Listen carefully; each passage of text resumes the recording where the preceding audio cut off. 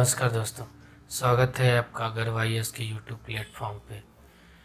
आज मैं एक नया टॉपिक कवर करने जा रहा हूँ। मैंने बोला था कि इस वीडियो श्रृंखला में इकोनॉमिक्स के सारे मैं टॉपिक कवर करूँगा पीटी और मेंस के पॉइंट ऑफ व्यू से, जिसके अंतर्गत कम से कम आपको 90 वीडियो मिलेगी, जहाँ से आपका कोई भी टॉपिक छूटेगा नहीं। उस क्रम में एक बहुत ही इम्पोर्टेंट टॉपिक है जिसे प्लानिंग कमीशन के रूप में इकोनॉमिकल प्लानिंग कहा जाता है, जिसका वर्णन आर्थिक नियोजन हिंदी में कहा जाता है। क्या होता है, कैसे इसका विकास हुआ, कौन कौन सी योजनाएं थी जो इसमें भाग ली, जो 1951 में मूर्त रूप से प्लानिंग कमीशन में बनी यूएसएसआर की, ये सारी दृष्टि में इसके साथ इसमें हमें पढ़ना क्या क्या है। तो पहला चीज़ इसमें हमें पढ़ना है ये कैसे बनी, इसका इतिहास पढ़ना है, हिस्ट्री कैसे थी, फिर कौन कौन सी योजनाएं थी जो इसमें भाग ली, उसके बाद इसका विकास हुआ, इसके साथ साथ इससे लाभ क्या थे, इसमें कौन 12 पंचवर्षीय योजनाओं का रूप कैसे था, पंच प्लानिंग का योजना आयोग कैसे काम करती थी, कौन कौन से मंत्री भाग लेते हैं, कैसे काम की। 12वीं पंचवर्षीय योजना के बाद मोदी जी की सरकार जब आई तो 2015 में इसको नीति आयोग का के रूप में दे दिया गया। आखिर वो कमियां, कुछ तो कमियां रही होंगी ना प्लानिंग कमीशन में पंचवर्षीय योजनाओं को विकास के लिए, जो सही तरीके से जमीनी स्तर पे नहीं उतर पाई, जिसकी वजह से वह हमेशा फेल हो गई। क्या आवश्यकता थी प्लानिंग कमीशन को लाने की, इन सारे डायमेंशन को इस टॉपिक के अंतर्गत कवर करेंगे। आप लोगों से एक विनती है कि जब भी पढ़ें तो कॉपी और पेन लेके पढ़ें, जो पीटी के पॉइंट ऑफ व्यू से इम्पोर्टेंट है उसे नोट जरूर करें। हो सकता है कि बहुत सी चीज़ें मैं न लिख पाऊँ बोर्ड पे, हाँ उसे बता जरूर दूंगा, एक दृष्टि के रूप में आपको बता दूंगा, जहाँ से आपको हर डायमेंशन क्लियर हो जाएगा। तो पहले जानते हैं आर्थिक नियोजन। मैंने लिखा आर्थिक नियोजन। आर्थिक नियोजन को इंग्लिश में कहते हैं इकोनॉमिक प्लानिंग। आखिर क्या होता है? तो एक ऐसी प्लानिंग का मतलब ही प्लानिंग का मतलब आर्थिक नियोजन मतलब प्लानिंग का मतलब जानते हैं किसी भी चीज को एक क्रम के माध्यम से, एक रूप के माध्यम से स्टडी करना, उसमें काम करना। तो आर्थिक विकास कैसे हो, इसके लिए एक प्लानिंग बनाई गई, जिसमें primary sector, secondary sector, tertiary sector के साथ साथ इंडस्ट्री को कैसे बढ़ाया जाए, एग्रीकल्चर रिफॉर्म कैसे लाया जाए। इसके संविधान में, हमारे कॉन्स्टिट्यूशन में कहाँ कहाँ इसका वर्णन है, किस तरीके से कुछ राइट्स होंगे जिसके आधार पे ये प्लानिंग कमीशन बनी। तो ये सारी चीज़ों को एक सही तरीके से, तो आप लोग पढ़े होंगे संविधान में 7th शेड्यूल, 7वीं अनुसूची। तो 7वीं अनुसूची 7th शेड्यूल्स में पहले इसका वर्णन है नियोजन, आर्थिक नियोजन शब्द का वर्णन मिलता है। ये जो आर्थिक नियोजन शब्द है 7th शेड्यूल में मिलता है, पहली चीज है। और इसका उद्देश्य क्या है, कैसे काम करता है, ये सारी चीजें बताएंगे। तो पहली चीज ये समझ में आएगा कि आर्थिक नियोजन क्या होता है। आर्थिक नियोजन एक प्रकार से एक प्लानिंग होती है, एक फॉर्मेट होता है जिससे देश के सारे चीज़ों को विकास किया जाए। ठीक है, आर्थिक नियोजन समझ में आ गया। अब इसका लिखो उद्देश्य क्या था, इस ऑब्जेक्टिविटी ऑफ प्लानिंग, उद्देश्य क्या था। तो कम से कम इसके 5 उद्देश्य जानते हैं। पहला उद्देश्य जीडीपी का में सुधार,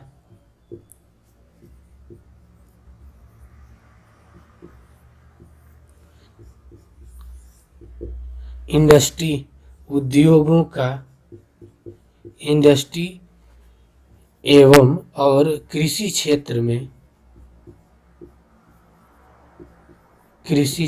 में सुधार।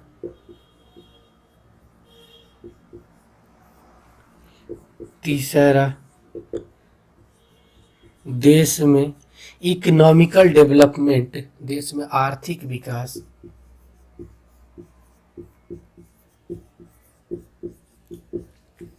एवं आर्थिक समृद्धि, इकोनॉमिकल ग्रोथ।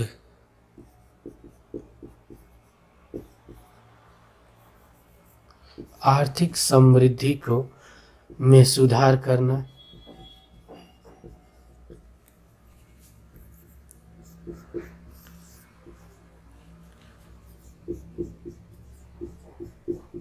रोजगार उत्पन्न करना।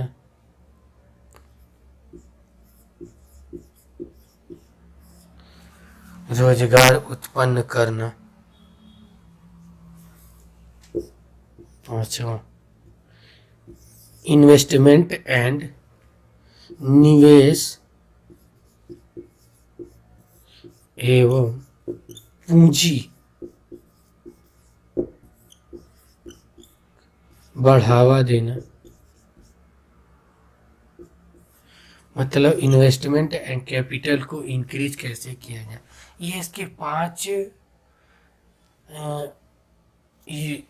उद्देश्य थे जिसके आधार पर इसके लाया जाए। जिसका इन सारे चीजों का मूल उद्देश्य क्या था, मेन टारगेट क्या था, तो देश में तीव्र समावेशी इंक्लूसिव फास्ट इंक्लूसिव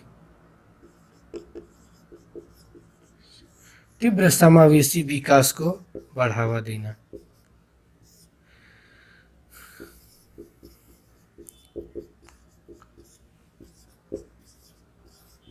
यहाँ 2 शब्द आता है,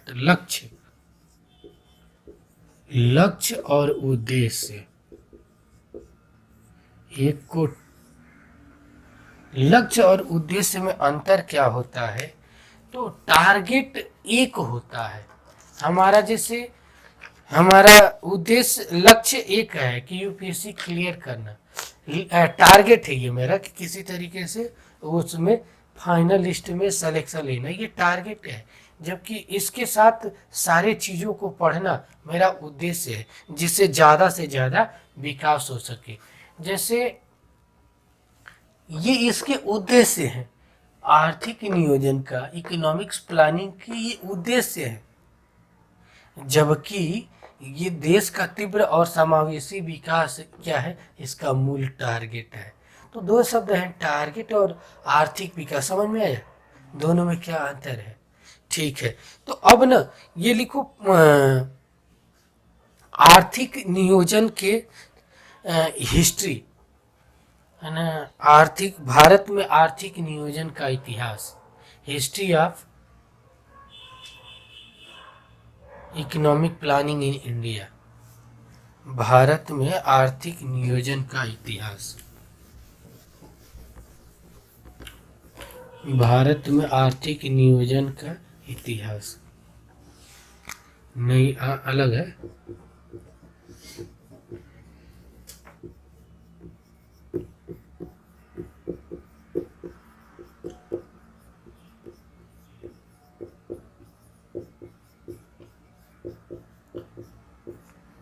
क्या, तो इसकी शुरुआत 1934 के समय से दिखाई देती है, जिसमें M Visvesvaraya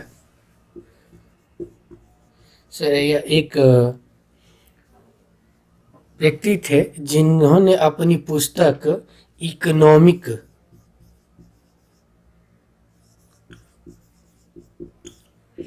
plan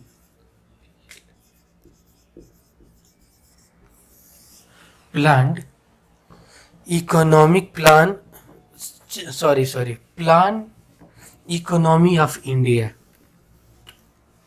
plan economy of India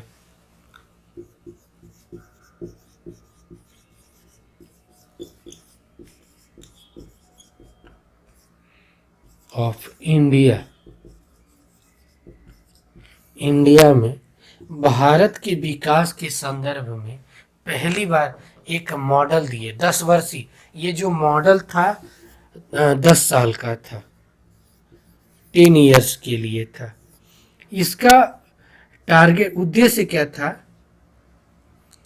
इसका उद्देश्य इस पहली योजना 1934 में एम विश्वेश्वरैया की पुस्तक प्लान इकोनॉमी ऑफ इंडिया में वर्णन मिलता है। ये 10 वर्ष की योजना थी जिसके अंतर्गत ये बताया गया 3 चीज़ें थी।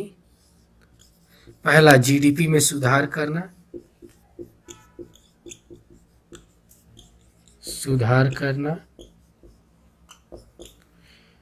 दूसरा कृषि क्षेत्र का पुनर्विकास,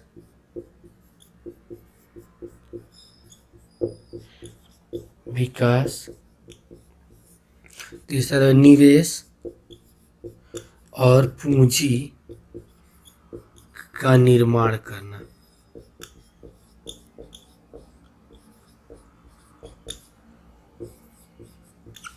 ये 3 उद्देश्य थे इस योजना का, जो 1934 में एम विश्वेश्वरैया द्वारा बनाई गई थी। दूसरी योजना आर्थिक विकास के ही संदर्भ में 1934 में हो गया।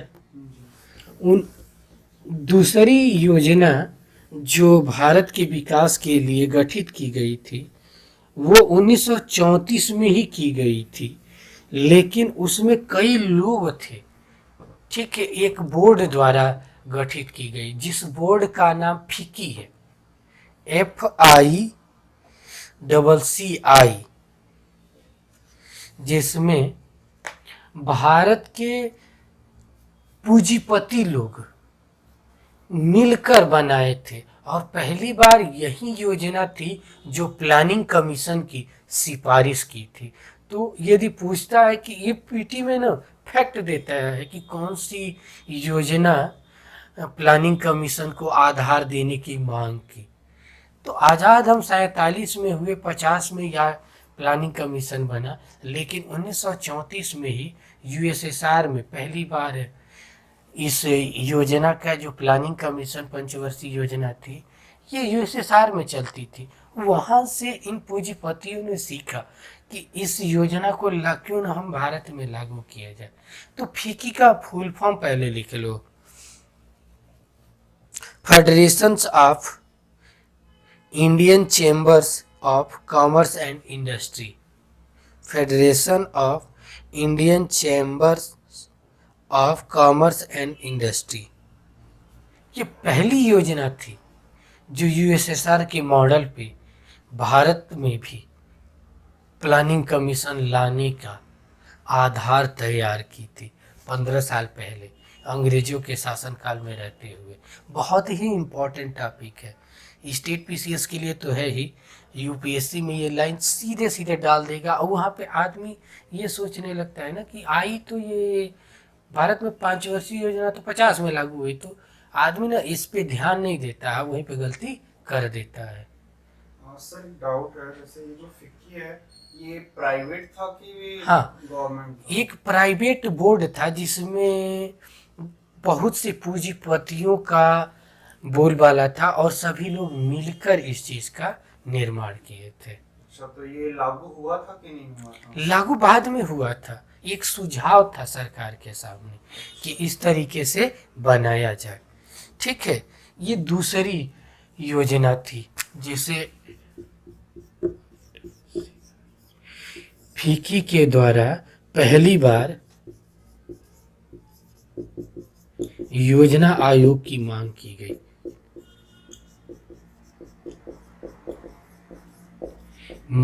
गई। एक प्राइवेट पूंजीपतियों की संस्था थी, पूंजीपतियों की एक संस्था थी जिसके अंतर्गत ये सारी चीजें की गई थी। 2 योजना हो गई, एक और आई जिसे कांग्रेस लेके आई थी। उस समय पता है ना कि 1985 में कांग्रेस का निर्माण हो गया था, और उस समय 1885 में 1885 में कांग्रेस का निर्माण हो गया था, उस समय अच्छे से काम कर रही थी, तो एक प्लान लेके आई कि किस तरीके से भारत का विकास हो, तो उस योजना को कहते हैं कांग्रेस प्लान। कब आई थी सर ये? हाँ? कब आई थी ये? 1938 में, 1938 में, 1938 में, 1938 में कांग्रेस योजना आई थी।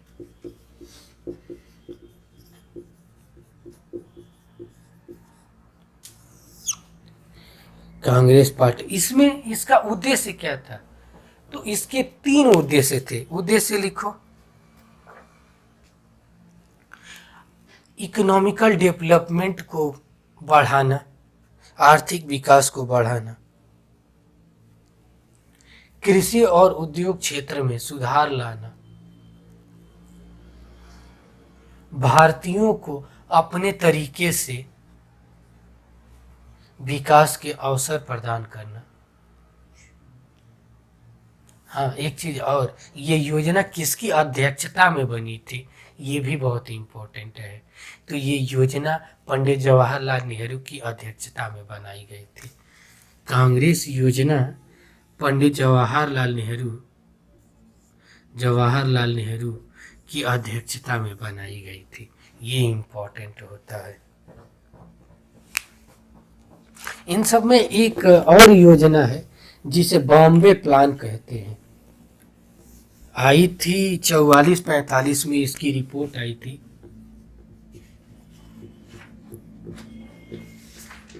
इसे टाटा बिरला प्लान भी कहते हैं। ये मुंबई में भारत के 8-10 टाटा, बिरला,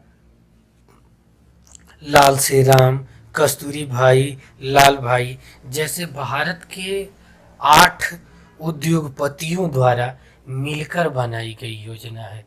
इसीलिए इस योजना को टाटा बिरला योजना भी कहते हैं। इसका उद्देश्य क्या था? सबसे देखो, जब भी पढ़ो ना तो 2 चीजें पढ़ो, इसको बनाने वाले कौन थे, ठीक है, उद्देश्य क्या था। उद्देश्य सबसे बड़े, टारगेट, उसका ना ऑब्जेक्टिविटी क्या थी। ऑब्जेक्टिविटी पूछता है हमारे काम के ना, एक ब्यूरोक्रेट्स बनना है तो ब्यूरोक्रेट्स का काम ही होता है कि हम जो योजना लागू कर रहे हैं उसका उद्देश्य क्या है और किस हद तक सफल हो रही है कि नहीं हो रही है।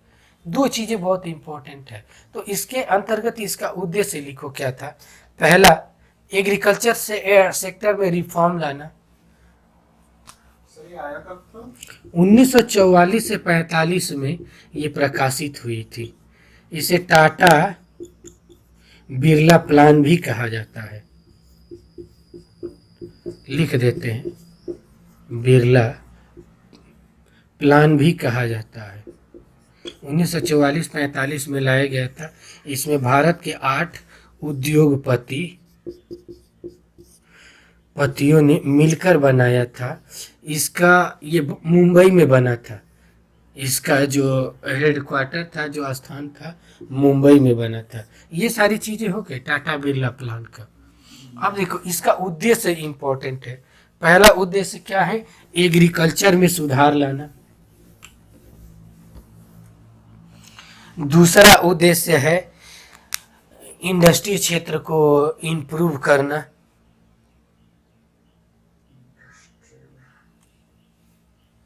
और तीसरा जो है बड़ा इम्पोर्टेंट हो जाता है कि 15 वर्षों के अंतर्गत भारत की जो पर कैपिटा इनकम है, प्रति व्यक्ति आय है, उसे 65 रुपया से बढ़ाकर 130 रुपया का किया जाएगा। 65 रुपये से बढ़ाकर 135 रुपये तक पहुंचाना। तो 3 उद्देश्य हो गए, एग्रीकल्चर रिफॉर्म, इंडस्ट्री का रिफॉर्म आना, इसमें लोग छोटे बड़े उद्योगों को बढ़ावा देना। तीसरा, भारत की प्रति व्यक्ति आय को 65 रुपये से बढ़ाकर 135 रुपये तक 15 वर्षों के अंतर्गत लाना है। अर्थात 1950-60 के दौर तक इसको कितना लाना है? 135 रुपये लाना है। ये इसकी योजना थी। एक और योजना 44 में ही बनी थी जिसे गांधी जी ने दिया था। जिसे गांधीवादी योजना भी कहा जाता है। 1944 में एक योजना बनी थी आर्थिक नियोजन के संदर्भ में, गांधी जी ने बनाया था, जिसे गांधीवादी योजना कहते हैं। इसका 2 उद्देश्य था, छोटे और एमएसएमई इंडस्ट्री को, उद्योगों को, लघु एवं कुटीर उद्योगों को बढ़ावा देना, ठीक है, और एग्रीकल्चर सेक्टर में रिफॉर्म करना। गांधी जी हमेशा इस बात की वकालत करते थे कि आर्थिक विकास, यदि देश का विकास चाहते हो तो छोटे छोटे कुटीर उद्योगों का विकास करो, कृषि क्षेत्र में रिफॉर्म करो। हम लोगों को जान के आश्चर्य हो गया तुम्हें कि गांधी की योजनाओं को हम लोगों ने जमीनी स्तर पे नहीं लागू कर पाए, लेकिन हमारा पड़ोसी देश चाइना काफ़ी हद तक उनकी योजनाओं को लागू कर आज विश्व की 2य सबसे बड़ी अर्थव्यवस्था बन गया, क्योंकि वो जानता था कि हमारा जो देश है ना, एग्रीकल्चर सेक्टर और इंडस्ट्री के बल पे ही आगे बढ़ सकता है। हमारे पास बहुत बड़ी जनसंख्या है और सबको रोजगार देना है, तो छोटे छोटे उद्योग लगाना जरूरी होगा, ऐसे नहीं होगा। और हम लोग उस चीज़ को समझे ही नहीं। इसके बाद एक और योजना आई जेपी नारायण के अध्यक्षता में, जयप्रकाश नारायण, जो इंदिरा गांधी के शासनकाल में प्रधानमंत्री एपिसोड देखे होंगे तो क्या दशा थी जेपी बाबू की, वहीं थे। ये भी एक गांधीवादी, गांधी जी से बहुत प्रभावित थे। आज़ादी के बाद एक छोटी सी स्टोरी तो ये सुना देता हूँ कि आज़ादी के बाद पंडित जवाहरलाल नेहरू चाहते थे कि जेपी बाबू हमारे कैबिनेट में हो, लेकिन ये पूरी तरीके से गांधी जी के भक्त थे। कहते थे कि नहीं, हम बाहर से रह के तुम्हें आशीर्वाद देंगे, आप काम करिए। जेपी बाबू नहीं आए, उनका कभी उद्देश्य ही नहीं था राजनीति में आने का। वो हमेशा इंदिरा गांधी को मेरी प्यारी इंदू कहते थे, मेरी प्यारी छोटी गुड़िया कहते थे। लेकिन वो दौर 76 का सबको याद है, जब उनको बंद करवा दिया गया था जेल, उसी गुड़िया के द्वारा, और छोटी गुड़िया सख्त लेडीज बन गई थी। फिर उन्होंने नारा दिया था, क्या दिया था? इंदिरा हटाओ देश बचाओ। तो जेपी बाबू की स्टोरी बहुत बड़ी। 71 में आया था ये, 76 में तो सिंहासन खाली करो की जनता। हाँ, उसी समय था ना। 71 में कुछ नहीं थे, 71 तक वो शांत थे। जब बांग्लादेश का निर्माण हो गया 71 में, तो वो दौर सही था, लेकिन 74 से स्थिति बिगड़ने लगी। 74 का जब दौर आता है ना, जब स्थिति देश में बिगड़ने लगी थी। 76 में जून के महीने में इंदिरा जी और गांधी जी से, इंदिरा गांधी और जेपी बाबू से मीटिंग हुई थी, तो उन्होंने कहा था कि मान जाइए। तो उन्होंने कहा कि नहीं, इस तरीके से आप करो। तो इंदिरा गांधी मानी नहीं। तो यहीं दिल्ली के रामलीला मैदान में इंदिरा गांधी ने ये संबोधित किया था कि देश में एक जना शब्द, जेपी बाबू के लिए एक शब्द यूज किया गया था, एक जना, जो हमारे विकास में बाधा उत्पन्न कर रहे हैं। हम चाहते हैं गरीबी हटाओ। वहीं उसी समय 5वीं पंचवर्षीय योजना चल रही थी, तो उन्होंने नारा दिया था गरीबी हटाओ देश बचाओ, और उन्होंने कहा था इंदिरा हटाओ देश बचाओ। तो जेपी बाबू के निर्देशन में एक योजना बनी थी जिसका नाम था सर्वोदय योजना, 1950 में। इसका भी मेन उद्देश्य वही था जो गांधीवादी योजना का उद्देश्य था। गांधी जी से बहुत ज़्यादा प्रभावित थे। और सबसे बड़ी आज देश की देखोगे, विश्व में गांधी की आइडियोलॉजी इतनी फेमस हुई कि विश्व के बहुत से देश, अफ्रीकी कंट्री उनकी आइडियोलॉजी को अपनाए। ये तो छोड़ो, उनके जन्म दिवस पे हर साल 2 अक्टूबर को यूएनओ ने विश्व अहिंसा दिवस मनाता है। तो गांधी देखने में बहुत सुलझे हुए व्यक्ति थे, लेकिन उनकी आइडियोलॉजी बहुत उच्च कोटि की थी। ये सारी चीजें चल रही थी, ठीक है। तो 1950 में एक आज़ादी हमें मिल गई थी, 47 में ही हमें आज़ादी मिल गई। 15 मार्च 1950 को ये बात चली कि एक यूएसएसआर की तर्ज पे एक कमेटी बनाई जाए, ठीक है, जिसे प्लानिंग कमीशन कहते हैं। तो नेक्स्ट योजना बनी प्लानिंग कमीशन, योजना आयोग।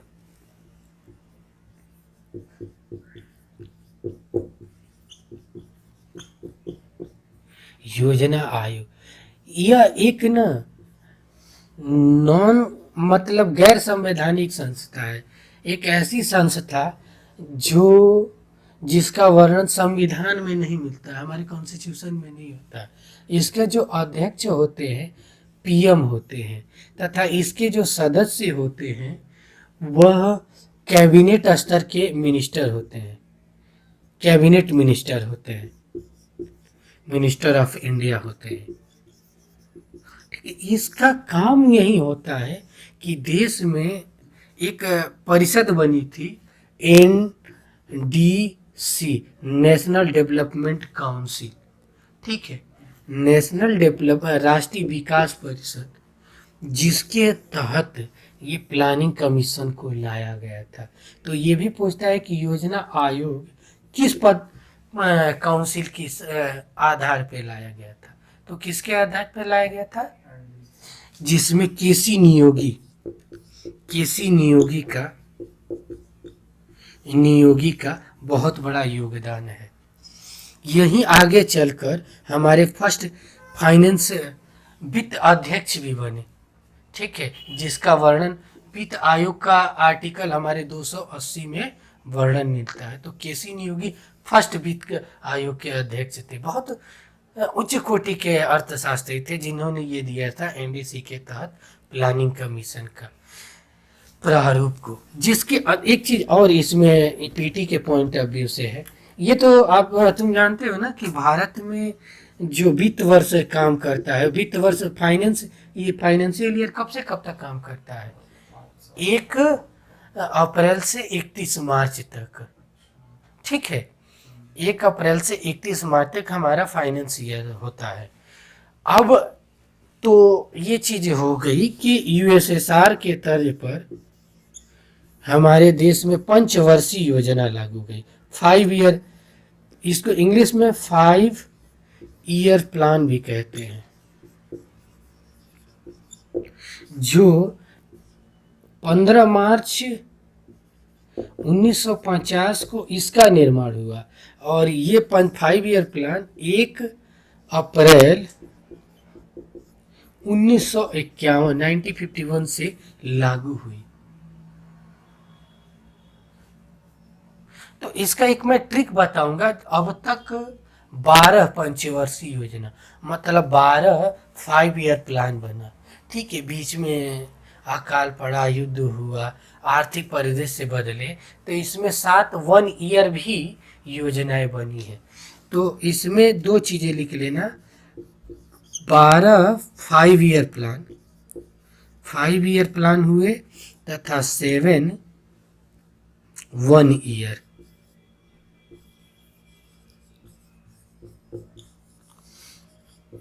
ये मीन्स के पॉइंट ऑफ व्यू से बहुत ही इम्पोर्टेंट हो जाता है।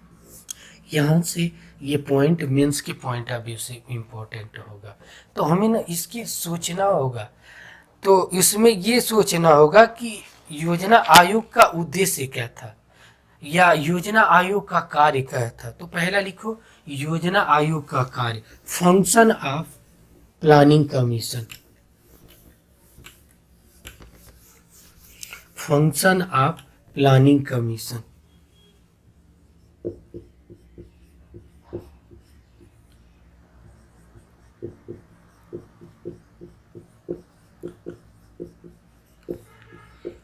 योजना आयोग के कार्य बहुत ही इम्पोर्टेंट कार्य है।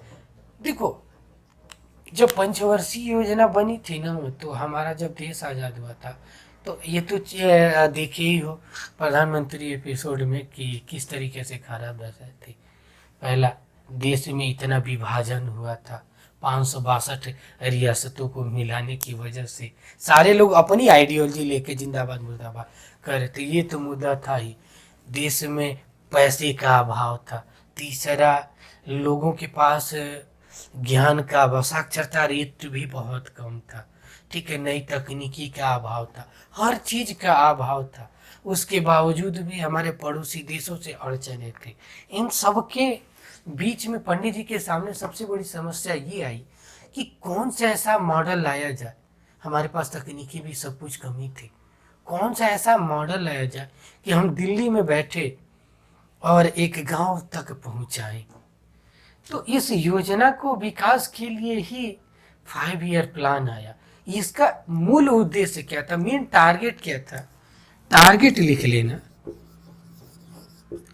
कि ऊपर से हम कोई चीज फेंकते हैं ना, तो वो धीरे धीरे छन छन के कहाँ आती थी? जमीनी स्तर पे आती थी। ठीक है, ये उद्देश्य था कि हम यहाँ से धीरे धीरे देंगे तो ब्यूरोक्रेट्स नेता होते होते ये जाएगी। लेकिन सबसे बड़ी असफलता योजना आयोग की ये हो गई, प्लानिंग कमीशन की, कि 90% पैसा इसी में लूट लेते थे। ब्यूरोक्रेसी में खत्म हो जाता था, नेता लोग लूट लेते थे, तो पहुंच नहीं पाई। तो अब यहाँ पे लिखो फंक्शन ऑफ योजना आयोग। पहला इसका कार्य था देश में इकोनॉमिकल डेवलपमेंट और इकोनॉमिकल ग्रोथ को बढ़ावा देना, देश में आर्थिक विकास और आर्थिक समृद्धि को बढ़ावा देना। दूसरा था देश में ह्यूमन रिसोर्स, मानव संसाधन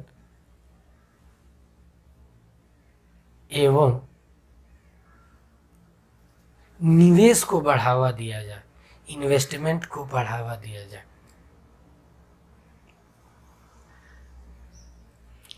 तीसरा था एग्रीकल्चर एवं इंडस्ट्री क्षेत्र में रिफॉर्म लाया जाए, सुधार लाया जाए।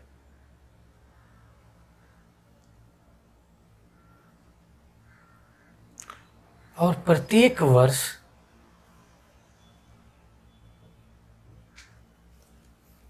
वर्ष राज्यों के साथ मिलकर इसका ना जांच किया जाए कि सही तरीके से जा रही है नहीं जा रही है, और उसकी मीटिंग करके कि क्या क्या कमियां हैं जिसको सुधार कर लिया जाए तो हमारे ये योजना का विकास हो जाए। ठीक है, तो इसका फंक्शन समझ में आ गया, इसका उद्देश्य क्या, टारगेट समझ में आया कि इसका टारगेट क्या था, ऊपर से नीचे तक के सभी लोगों तक योजनाओं के लाभ को पहुंचाना। ठीक है, तो टारगेट लिख लेना, प्लानिंग कमीशन का टारगेट क्या था।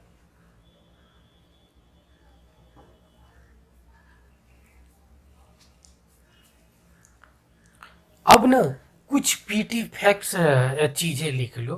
पीटी फैक्ट्स में कि पहले, ये सब लोग जानते हैं, मैंने बोला कि योजना आयोग का अध्यक्ष पीएम होता है, तो ये पहले योजना आयोग के जो अध्यक्ष थे उनका नाम था पंडित जवाहरलाल नेहरू, और जो उपाध्यक्ष थे वो थे गुलजारी लाल नंदा। अध्यक्ष सब लोगों को याद है, उपाध्यक्ष लिख लो गुलजारी लाल नंदा। और अंतिम अध्यक्ष, योजना आयोग के अंतिम अध्यक्ष, last president of planning commission doctor Manmohan Singh ji थे, और उपाध्यक्ष थे मोंटेक सिंह अहलुवालिया।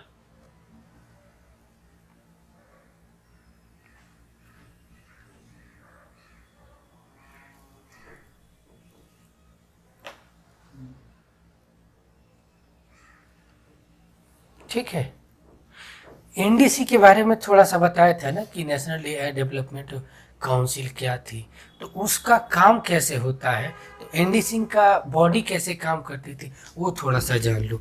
इसके बाद तुझे कोई किताब छूने की जरूरत नहीं होगी, जो भी अच्छी चीज़ें होगी इसमें सब कुछ मैं पढ़ा दूंगा, ठीक है। जैसे इसके अंतर्गत देखो, एनडीसी जो बनी थी संस्था, इसका 1900, मैंने बताया कि कब बनी थी, 1950 के समय बनी थी, ये चीज़ें कंफर्म हो गया ना।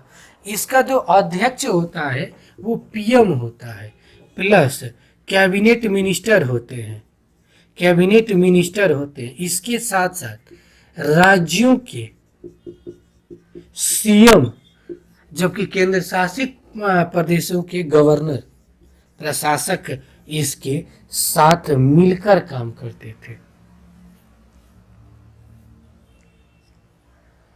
इसका भी कार्य क्या था, तो देखो कार्य ना किसी भी चीज का आए तो एक चीज जान लेना, उस परिस्थिति विशेष को याद रखना कि 1950 में हमारा परिदृश्य कैसा था, और जब परिदृश्य वैसा था तो उसी चीज को रिफॉर्म करना पड़ेगा ना। तो मेंस को थोड़ी सी इमेजिन कर लोगे ना, कल्पना कर लोगे कि इस दशा में कैसा हमारा बॉडी स्ट्रक्चर था, समय था, तो ऑटोमेटिक बहुत से पॉइंट ना जोड़ने का स्वतः आ जाएंगे। तो पहला क्या टॉपिक आएगा, आर्थिक विकास करना, अच्छे से प्लानिंग को निर्माण करना। समझो, ठीक है, इसको समझो, कितना याद नहीं किया जाता है एक बार ना, उसके बाद खुद भी आर्थिक विकास, economical growth, GDP increase, primary sector, secondary sector, सारे इंडस्ट्री को वो लाना, फिर बीच में सेंट्रल और स्टेट गवर्नमेंट के बीच में एक अच्छा कंट्रीब्यूशन के साथ योजनाओं को जमीनी स्तर तक लाना, चेक करना, ये इसका उद्देश्य था। हाँ, कृषि इंडस्ट्री। तो देखो ये चीज़ों को ना एक बार समझ लो और थोड़ा सा ना एक बार कल्पना कर लो कि उस दशा में मैं होता तो क्या क्या होता, फिर काम खत्म। लिखने याद करने की जरूरत नहीं है। जब प्रधानमंत्री एपिसोड देखे हो तुम तो हर चीज़ें याद पड़ रही होगी कि एनडीसी एक संस्था बनाई गई होगी तो ये कैसे कैसे कोरिलेट की गई है, ठीक है। ये चीज़ें पाले पड़ रही है ना, एक एक चीज़ समझ में आ रही होगी। सर ये अभी एग्जिस्ट करती है, अभी एनडीसी है? एनडीसी अब नहीं है, ठीक है। अब ये सारी चीजें, पंचवर्षीय योजना, सारी चीजें खत्म करके नीति आयोग ला दिया गया है। तो नीति आयोग क्या है मैं आगे बताऊंगा। इसके थोड़ा सा और चीज, अभी इसमें 5 ईयर प्लान पढ़ लेते हैं पूरा। 5 ईयर प्लान, 5 ईयर प्लान कहाँ से आया था, रूस से आया था, यूएसएसआर से लाया गया था।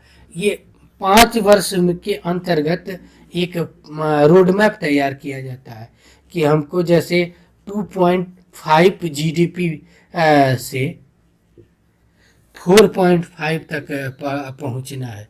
तो यहाँ तक पहुंचने के लिए आर्थिक पैकेज जारी करती थी और हर साल चेक करती थी कि क्या ये अचीव किए हैं कि नहीं, क्या ये अचीव किए हैं कि नहीं, ये किया जाता था आर्थिक नियोजन में। 2.5 और 4.5 है क्या? एक मानक समझाने के लिए मैंने बता दिया कि ट्रिलियन डॉलर, मान लो कि 2.5 ट्रिलियन डॉलर की जीडीपी है, ठीक है, और उसको 4.5, अभी जैसे नहीं, मोदी जी बार बार कह रहे हैं कि हमें 5 ट्रिलियन डॉलर की इकोनॉमी लाना है, और जो कि 2.78 के ट्रिलियन डॉलर के पास हमारी है, तो उसको कहाँ तक ले जाना है, 5 ट्रिलियन डॉलर तक। और इसका लक्ष्य कहाँ है, 2022 तक। ये कह रहे हैं कि हम 2022-2025 तक प्राप्त कर लेंगे। लेकिन अब आज के दशा में जिस तरीके से कोविड-19 की समस्याएं आ गई, विकास परिषद आ गया, असंभव लगता है कि 5 ट्रिलियन डॉलर की, तो उसी समय उसी तरीके से ये लाया गया, ठीक है। तो योजना आयोग, तो अब बॉडी लिख लो, ठीक है, बॉडी ऑफ 5 ईयर प्लान, 12 पंचवर्षीय योजना का मैं वो लिख रहा हूँ।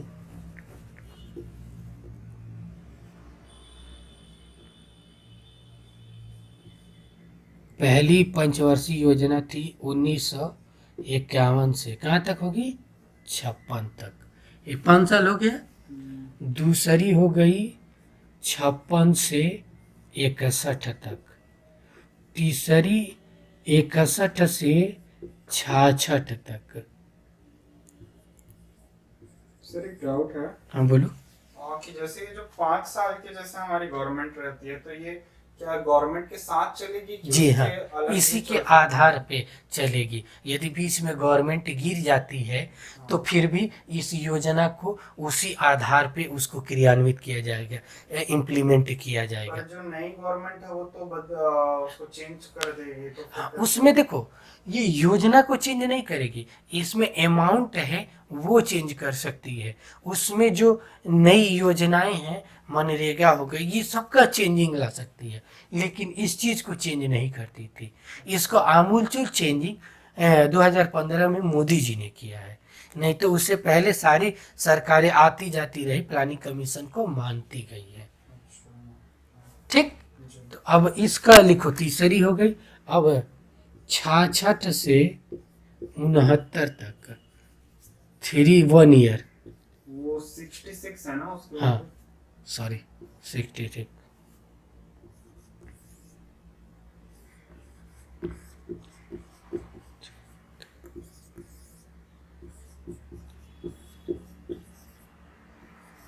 ये ही एक पांचवी पंचवर्षीय योजना थी जो 4 साल की है, जो सबसे छोटी योजना है। ठीक है, 4 साल की है, 1 साल पहले ही गिर गई थी। सर उससे पहले 3 साल की भी तो थी, वो भी हाँ तो छोटी हुई। हाँ, ये भी छोटी है, तो ये 1 ईयर है, ये अलग है। लेकिन ये 5 साल में पहली योजना थी जिसको 1 साल पहले ही भंग कर दिया गया था। ठीक है, 78, फिर यहाँ पे भी 2 आएगी, 78 से 80, फिर 80 से 85, 85 से 90, 7वीं, 8वीं, फिर यहाँ पे फिर 2 आएगी, 90 टू 92, 2, फिर 8वीं आएगी, 92 से 97, 97, 9वीं, 97 से 2002, फिर 9वीं, 10वीं, 10वीं हो गई 2002 से 2007, 11वीं हो गई 2007 से 2012, और 12वीं थी 2012 से 2017 तक, 2017 तक। लेकिन एनडीए सरकार ने 2015 में ही, 2015 में भंग कर दिया, समाप्त कर दिया।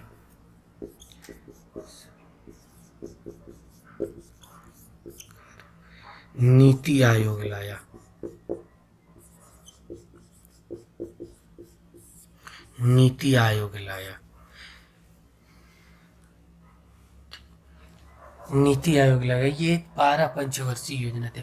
अब इसका ना पूछता है कि पहली पंचवर्षीय योजना का उद्देश्य कौन था, उद्देश्य क्या था। इसमें ना 2-3 फैक्ट लिख लो जो बहुत काम करता है पहली पंचवर्षीय योजना को। पहली पंचवर्षीय योजना का एक उपनाम है, ठीक है, Harrod Domar, Harrod Domar model. First विराट।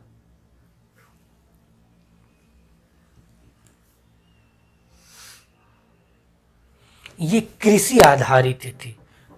ये जो पहली पंचवर्षीय योजना थी, कृषि पे ज्यादा फोकस किया गया। एक मैं ट्रिक बताऊंगा, ये लिख लिए हो ना। मैं एक ट्रिक बता रहा हूँ जिसमें ना 12 पंचवर्षीय योजना का उद्देश्य तुझे समझ में आ जाएगा कि पहली पंचवर्षीय योजना का क्या था, दूसरी पंचवर्षीय योजना का था। तो इसका ट्रिक लिखना, कु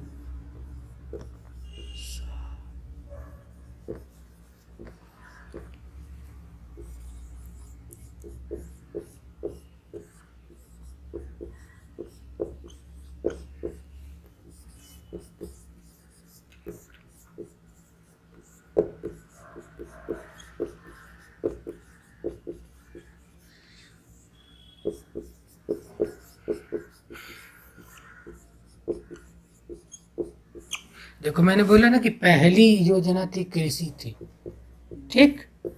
तो के से देखो, कृषि से, के से किए कृषि, ठीक।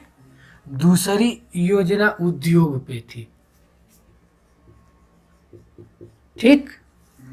तीसरी क्या है, यस समावेशी, स्वावलंबन, ठीक है, समावेशी मतलब कृषि और उद्योग को दोनों को मर्ज करके, ठीक है, कृषि और उद्योग को समावेशी। चौथी योजना थी आत्मनिर्भर, चौथी योजना क्या थी, ये थी, ठीक है। पांचवी योजना थी गरीबी, गरीबी हटाओ। पांचवी पंचवर्षीय योजना में ही नारा दिया गया था गरीबी हटाओ। ये सारे फैक्ट पूछता है स्टेट पीसीएस से लेकर यूपीएससी में। एक चीज और, ये दूसरी पंचवर्षीय योजना, जैसे हेरा डोमर मॉडल लिखे थे पहली योजना को, इसे लिख लेना पीसी महालोनविस मॉडल, सेकंड को, हाँ जी, इन्हीं की अध्यक्षता में ये काम किया गया था। इन्हीं को कार्य दिया गया था कि भाई आप कुछ सुझाव दीजिए। तो उच्च कोटि के विद्वान अर्थशास्त्री थे जिन्होंने बहुत अच्छा काम किया था देश के विकास में, पीसी लोनोविस जी। तो ये दोनों का पूछता है, जो जो पूछता है ना फैक्ट भी मैं वो लिखवा दूंगा। तीसरे का लिख लेना, तीन ज़्यादा इम्पोर्टेंट है। सी डी सुखमय चक्रवर्ती, जेडी सुखमय चक्रवर्ती मॉडल, हाँ, तीसरी पंचवर्षीय योजना। उसके बाद और कुछ जरूरी नहीं है। और सबसे बड़ी चीज़ है ना कि जो तीसरी पंचवर्षीय योजना हुई, इसमें बहुत भयंकर 3 घटनाएं हुई थी। प्रधानमंत्री एपिसोड देखे होंगे तो ये देखो, पहली इसे जोड़ लेना, दूसरी, तीसरी, चौथी, पांचवी, छठी। आत्मनिर्भर, गरीबी, रोजगार, आत्मनिर्भर, कृषि, सामाजिक न्याय, गरीबी हटाओ, ठीक है, गरीबी हटाओ के बाद, गरीबी हटाओ, ठीक है। उसके बाद रोजगार, आर से रोजगार, आत्मनिर्भर, समावेशी विकास, लास्ट। उसके बाद 11-12 का था तीव्र एवं समावेशी विकास। 11वीं 12वीं का दोनों का सेम था। इसमें कुछ और फैक्ट है, उस चीज को लिख लो। पंचवर्षीय योजना सबसे छोटी थी, ये लिख लिए हो ना। इसी के अंतर्गत 20 सूत्रीय कार्यक्रम इंदिरा गांधी ने चलाया था। 20 सूत्रीय, हाँ, 20,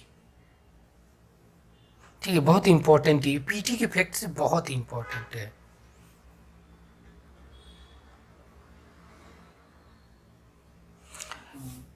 अब देखे होगे एक चीज यहाँ पे कि 12 पंचवर्षीय योजना हो गई, ठीक है। उसके साथ देख रहे हो कि 7 एक वर्षीय योजना थी। 3 साल यहाँ, देखो 3 साल यहाँ, 2 साल, 2 साल यहाँ, 2 साल यहाँ, ठीक है। मतलब याद करने में ना पूछता है क्रम में, तो 69 से 74, 3 साल ये हो गया, ठीक। फिर 78 से 80, 2 साल। ये सारी चीजें बढ़िया से जानते हो कब याद हो जाएगी, जब न तुम एक बार प्रधानमंत्री एपिसोड की पूरी सीरीज देखोगे, बहुत मजा आएगा। फिर देखो 90 से 92, ये समय तो जानते हैं ना, एलपीजी रिफॉर्म आया था, भारत में आर्थिक दशा खराब थी, ठीक है। तो इसको सुधार करने के लिए 2 साल का गैप किया गया था। यहाँ पे 78 के 80 के समय सूखा पड़ा था, आर्थिक पॉलिटिकल अनस्टेबिलिटी थी, जिसकी वजह से 2 साल गैप किया था। तो 7 तो ये समझ में आ गई, ठीक। 7 1 ईयर, 12 5 ईयर, ठीक है। अब इसमें कुछ और चीजें जो इम्पोर्टेंट आता है, तीसरी पंचवर्षीय योजना के बारे में थोड़ा सा मैं बता देता हूँ। कार्यकाल देख ही रहे हो, 61 से 66, 61 से 66। तो पहला चीज था 62 में भारत चाइना, भारत चीन युद्ध, 65 में भारत पाक युद्ध, पाक के साथ युद्ध हुआ। इसी समय विश्व भारत में बहुत बड़ा अकाल पड़ा था। ऐसा अकाल पड़ा था कि करीबन 8 से 10 लाख लोग मर गए थे भूख की वजह से। अभी तो कोरोना से 6 लाख लोग मरे, तो पूरे विश्व में 6 लाख मरे तो हाहाकार मचा है। उस समय 8 से 10 लाख लोग मर गए थे। ये लोग, इतनी त्रासदी हुई थी। 12 पंचवर्षीय योजना का समझ में आ गया ना।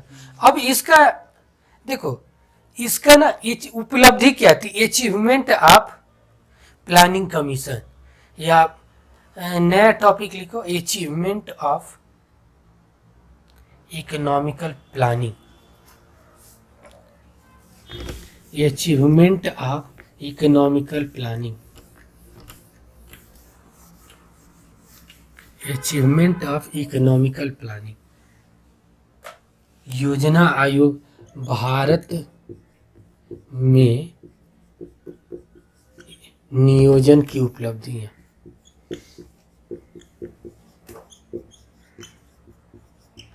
उपलब्धियां क्या क्या थी देखो।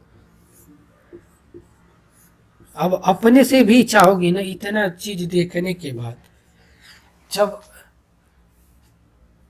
इतना देखने के बाद तुम भी चाहोगे तो इसकी उपलब्धियां लिख सकते हो। पहला, आर्थिक विकास में सुधार हुआ, ठीक है, जीडीपी में सुधार हुआ,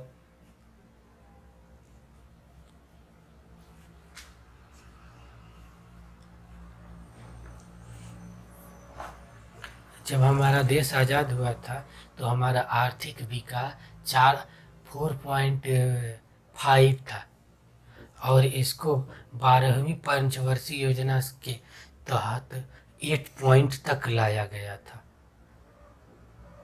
तो ये विकास की जो जीडीपी का क्रम है, कहीं ना कहीं इसमें बहुत बड़ा पंचवर्षीय योजना का भूमिका देखती है। पहला, पर कैपिटा इनकम में सुधार हुआ लोगों के। उसके बाद कृषि और इंडस्ट्री क्षेत्र में नई नई तकनीकियों का विकास हुआ।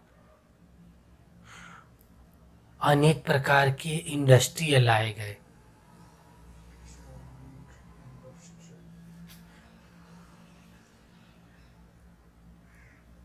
इसमें एक चीज और पूछता है, मैं यहीं पढ़ा तुझे बता देता हूँ, मेंस का पॉइंट।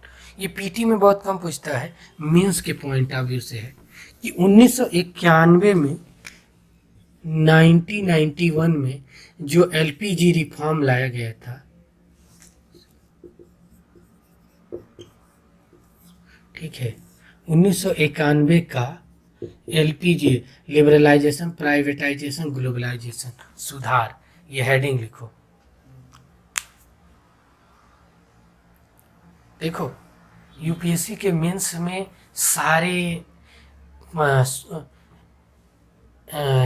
कल्चरल भी देखा जाता है, आईआर से भी देखा जाता है, ज्योग्राफिकल से देखा जाता है, सब चीज़ पॉलिटिकल से जोड़ के देखा जाता है, ठीक है।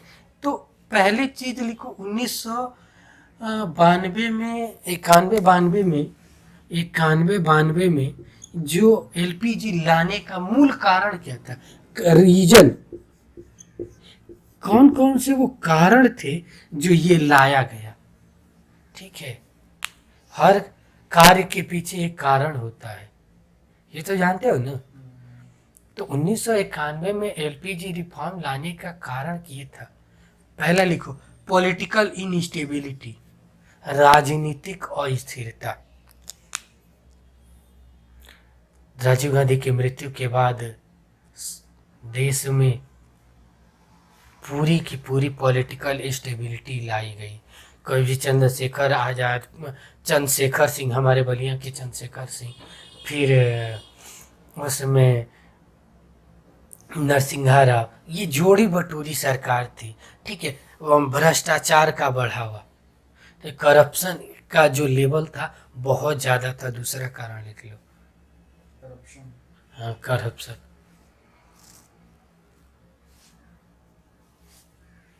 तीसरा जो कारण है ना, तीसरा जो कारण ये है कि उस समय जो हमारे पास बैंकों की दशा थी, ठीक है, मतलब खराब हो चुकी थी।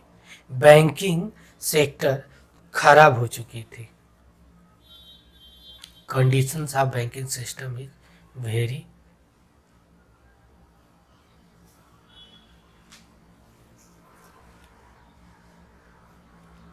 इतना दशा खराब थी ना कि हमारे पास इतनी पैसा नहीं था कि हम देश का खर्चा चला सके। ठीक है, ये 3 मूल कारण थे। इसके साथ और कारण थे, लेकिन 3 मेन कारण थे। ठीक है, तो उस समय जो प्रधानमंत्री थे बीपी सिंह नरसिंहारा, ठीक है, और गवर्नर थे हमारे मनमोहन सिंह जी। इन्हीं को कहा जाता है एलपीजी रिफॉर्म सुधार लाने का सबसे बड़ा। गवर्नर मनमोहन सिंह, आरबीआई के जो गवर्नर डॉक्टर मनमोहन सिंह जी थे, यही मनमोहन सिंह जिनको एलपीजी रिफॉर्म का, तो उनको नरसिंहा राव लाए और उन्होंने कहा कि कुछ तो ऐसा सुधार करो जिससे हो, तो वहीं एलपीजी का विचार दिए। इसके अंतर्गत क्या क्या सुधार हुए?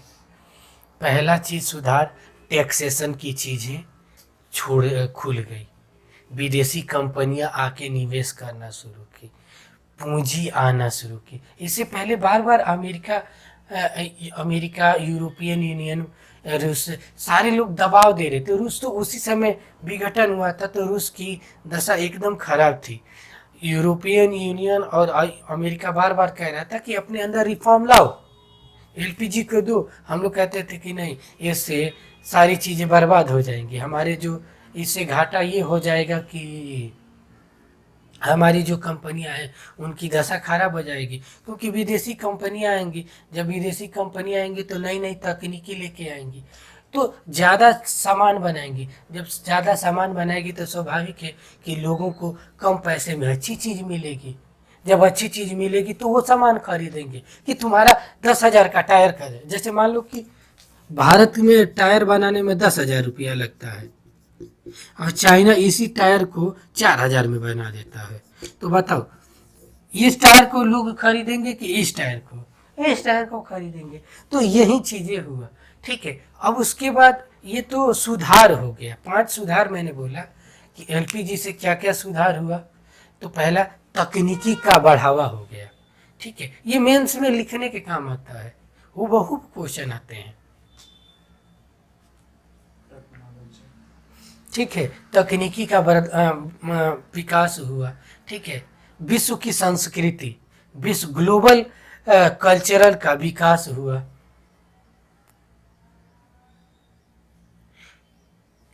बैंकिंग सेक्टर में सुधार हुआ।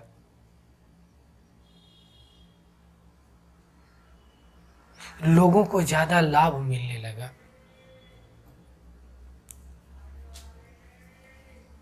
ये बेनिफिट थे। अब इसका प्रभाव और तुमको दिखेगा कि भारत एक ग्लोबल विलेज बन गया, विश्व भूगोल। तो इससे लाभ क्या हुआ कि देखो, आईआर की पॉइंट ऑफ व्यू से देखोगे तो ग्लोबल कनेक्टिविटी बढ़ी।